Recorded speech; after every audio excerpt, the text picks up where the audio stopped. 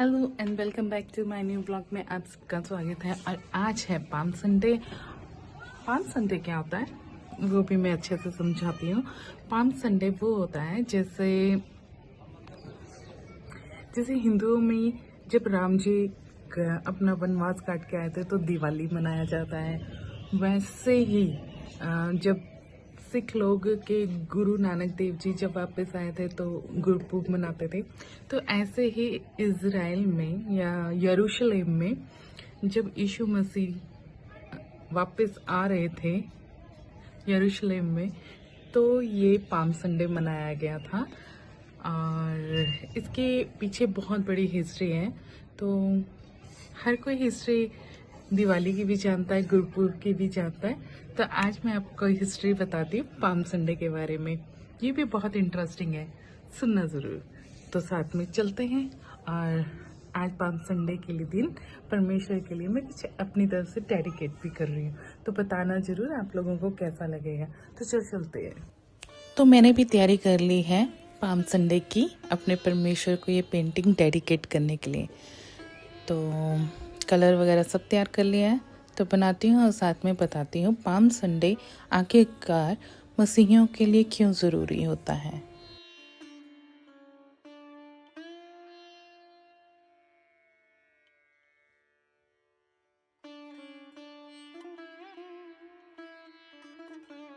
समय की है जब यीशु मसीह अपने 12 चेलों के साथ गलील की उन गलियों से होते हुए धीरे धीरे यरूशलेम की ओर बढ़ रहे थे। यह लगभग 30 ईस्वी का समय था। फसह का पर्व आने वाला था। ये यहूदियों का सबसे बड़ा और सबसे पवित्र त्योहार है। पूरे इज़राइल से बल्कि दूर दूर के देशों से हजारों यहूदी यरूशलेम में इकट्ठा हुआ करते थे। और आज भी हजारों, करोड़ों और लाखों लोग यरूशलेम में इकट्ठे होते हैं, क्योंकि ये बहुत ही पवित्र त्योहार माना जाता है आज भी। और मंदिर के बाहर बहुत सी भीड़ हुआ करती थी और उस भीड़ में बार बार एक ही आवाज़ गूंज रही थी, यीशु यीशु नासरी। कुछ दिन पहले ही यीशु ने बैतलहम में लाजर को मरे हुए में से जीवित किया था। इस चमत्कार की खबर जंगल की आग की तरह फैल गई थी। जो लोग खुद उस घटना के गवाह थे वे अपने रिश्तेदारों को, अपने दोस्तों को इस चमत्कार के बारे में बता रहे थे।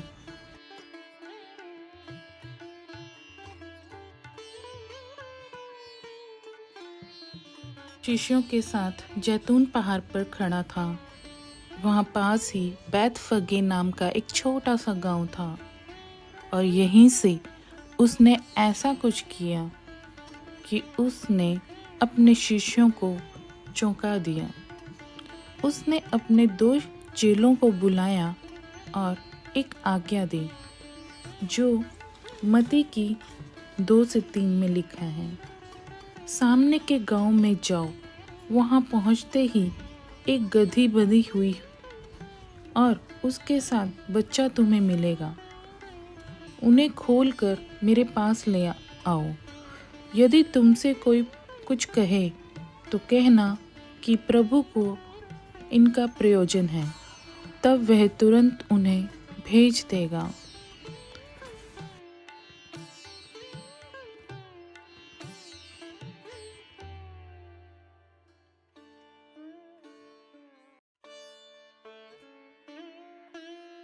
उसी जगह पर गए और जब वहाँ उन्होंने वो सब कहा जो यीशु ने बोला, तो वो हैरान हो गए कि उन्होंने बिना कुछ पूछे ही, बिना उसके कि उन्होंने अपने गधी का बच्चा उन्हें क्यों दे दिया।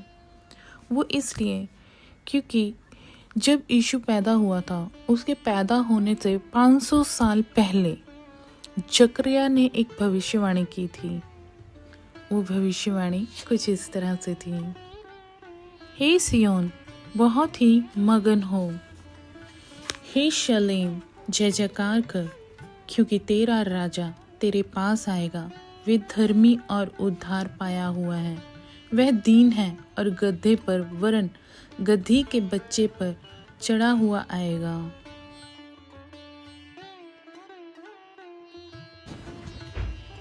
यीशु एक शाही घोड़े की बजाय गधे के बच्चे पर सवार होकर आए, जो शांति और विनम्रता का प्रतीक है।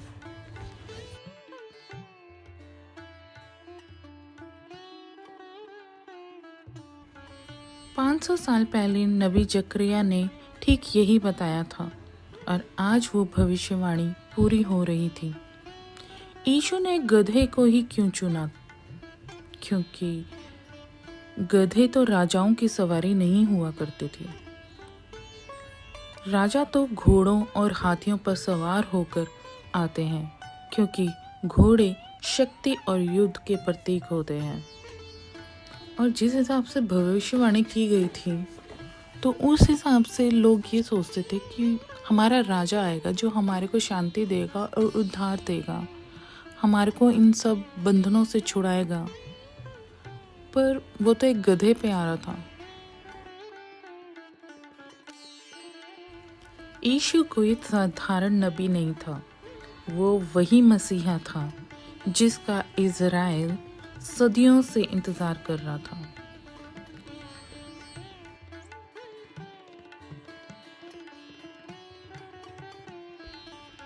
शिष्य उस गधे को यीशु के पास ले आए और यीशु उस गधे पर बैठा और धीरे धीरे यरूशलेम की ओर बढ़ने लगा। लोग अपने घरों से निकल आए, बाजार छोड़ आए और मंदिर की सीढ़ियां खाली कर दी।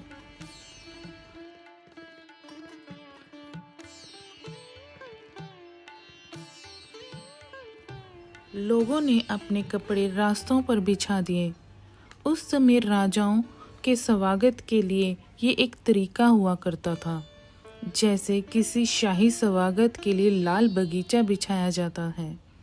कुछ ने पेड़ों की डालियां काटी जो विजय और उत्सव का प्रतीक थी, और पूरी भीड़ एक ही स्वर में गाने लगी, होशाना होशाना।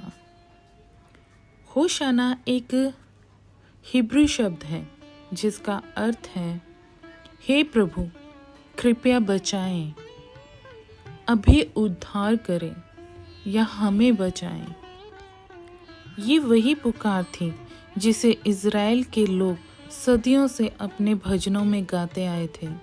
पूरे शहर में होशाना होशाना की हलचल मच गई थी।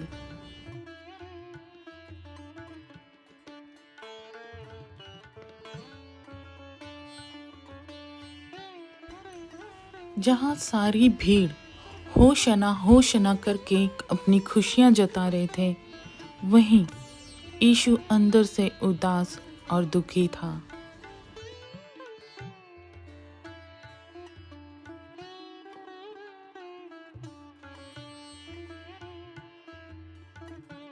जरा सोचिए, लाखों लोग होशाना चिल्ला रही थी और उनका राजा आंसू बहा रहा था। लेकिन क्यों? क्योंकि यीशु वो देख सकता था जो भीड़ नहीं देख सकती थी। वो देख सकता था कि यही लोग आज होशाना कह रहे हैं, 5 दिन बाद उसे क्रूस पर चढ़ाओ चिल्लाएंगे। वे देख सकता था कि यरूशलेम पवित्र शहर, ईश्वर का शहर, अपने ही राजा को नहीं पहचान पाया। वो देख सकता था उस विनाश को जो आने वाला था।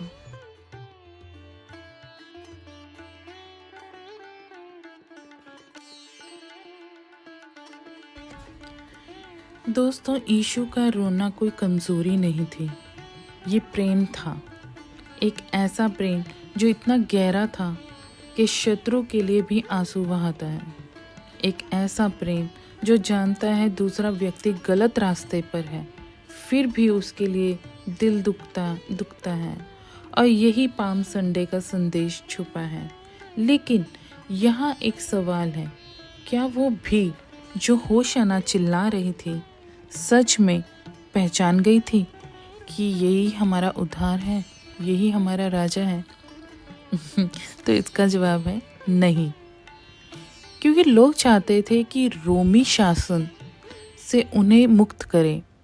तलवार उठाए, जो सैनिक भेजे, जो इज़राइल को फिर से एक शक्तिशाली राष्ट्र बनाए। वो चाहते थे दाऊद जैसा राजा, जो दुश्मनों को मार गिराए, जो उनके दुश्मनों से बदला ले। मगर हुआ ये, जब यीशु ने वह नहीं किया जो वो चाहते थे, ना उसने तलवार उठाई, ना किसी का लहू बहाया, तो यही सब भीड़ उसके खिलाफ हो गई थी।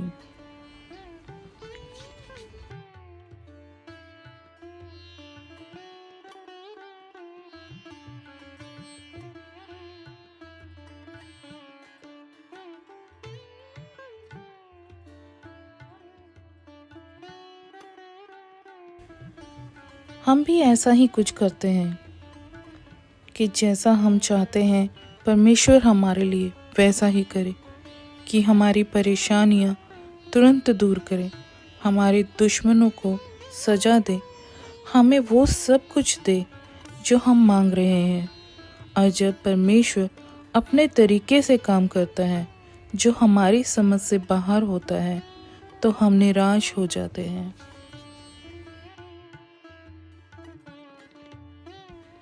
पाम संडे का संदेश यह है कि हमारा विश्वास क्षणिक ना हो, बल्कि हम यीशु के दिखाए प्रेम और क्षमा के मार्ग पर सदैव चलते रहें।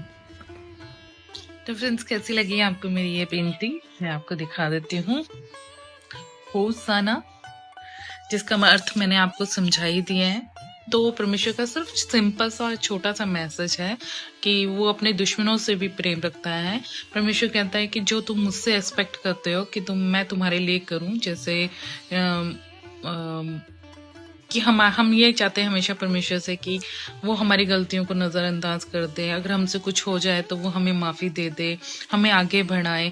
तो परमेश्वर कहता है कि वैसे ही तुम अपने दुश्मनों के साथ भी करो, जो तुम्हारे लिए बुरा सोचते हैं उनके लिए भी तुम दुआएं करो, और उनके लिए भी भले की चीज़ें सोचो, उनके लिए बुराई को ना सोचो। और क्योंकि अगर तुम उनके साथ ऐसा बर्ताव करोगे तो मैं भी तुम्हारे को ऐसा ही गिफ्ट दूंगा, कि मैं भी तुम्हें क्षमा करूंगा अगर तुम अपने दुश्मनों से को क्षमा करते हो तो। और यही परमेश्वर की सबसे बड़ी आज्ञा है। वो हमारे को इसी चीज को सिखा रहे थे कि जैसा तुम चाहते हो मैं वैसा नहीं करने आया, मैं वो करूंगा जो स्वर्ग से नीचे उतरी है बातें, कि माफ करो। तो इस तरीके से पाम संडे को मनाते हैं, और इसका अर्थ भी यही है कि अपने मतलब सताने वालों को क्षमा करो, जैसे मैंने तुम लोगों को क्षमा किया। और मैं कहती हूँ एक भी सिंगल इस धरती पे इंसान नहीं है जिसने पाप ना किया हो, और चाहे वो अपने बच्चों के लिए झूठ बोल रहा हो, चाहे बच्चों की गलतियों को छुपा रहे हो, चाहे कोई भी हो, दिस एंड दैट, उन सब का ऊपर न्याय रखा गया है। बस अपने जब तक आप धरती पे हो अपने गुनाहों की माफी को मांगते रहो। हाँ, आप लोगों को ये होता है कि उसने मेरे साथ किया तो मैं भी ऐसा करूंगा, पर हमें बाइबल ये सिखाती है तुम ये ना कहना कि उसने मेरे साथ जो किया मैं भी उनके साथ वैसा ही करूंगा, क्योंकि ऐसा कहने और करने वालों के परमेश्वर घृणा करता है। फिर हम ये सोचते हैं फिर भी मैं तो सब कुछ अच्छा कर रहा हूँ, फिर भी मेरे साथ गलत क्यों हो रहा है। इसलिए सिर्फ आप वो करो जो परमेश्वर आपसे चाहता है, ये मत करो जो पृथ्वी या लोग आपसे करवाना चाहते हैं या करना चाहते हैं। तो बस यही मैसेज था। और इनके साथ 5 दिन बाद क्या हुआ था, क्यों लोग गुड फ्राइडे और ईस्टर डे मनाते हैं, तो ये मैं आपको ज़रूर बताऊंगी, क्योंकि गुड फ्राइडे भी आ रहा है। तो okay, tata and bye bye. Next vlog में मैं आपको इनके 5 दिन बाद इनके साथ क्या हुआ था वो भी बताऊंगी। तो मिलती हूँ आपको नए व्लॉग में नए दिन की शुरुआत के साथ। Okay, tata bye bye.